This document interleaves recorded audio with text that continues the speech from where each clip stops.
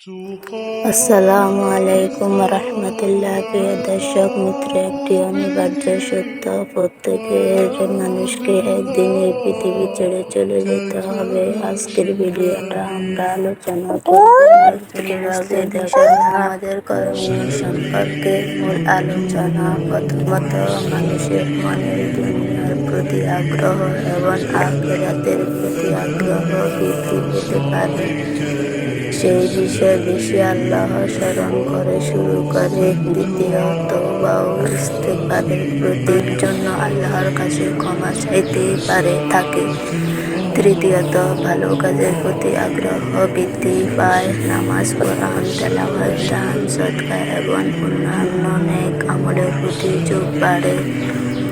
চতুর্থ, মানুষের মনের নিজের পরিবার ও প্রিয়জনের জন্য দোয়া করার প্রবণতা বৃদ্ধি পায়। পঞ্চম, আল্লাহর সাথে সাক্ষাতের আশায় রহমতের প্রতি ভরসা বৃদ্ধি পায়।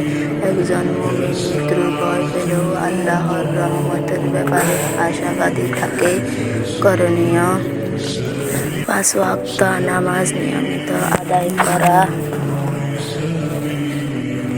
বেশি বেশি তওবা ইস্তেগফার করা, কোরআন তেলাওয়াত করা, দান,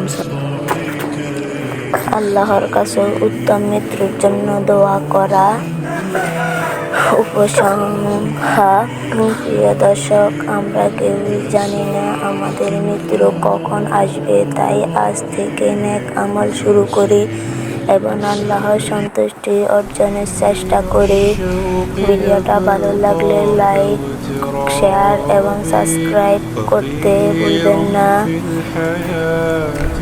ইসলামিক বিষয়ে ভিডিও বানানোর সময় কোরআন ও হাদিসের তথ্য যাচাই করে ব্যবহার করা গুরুত্বপূর্ণ।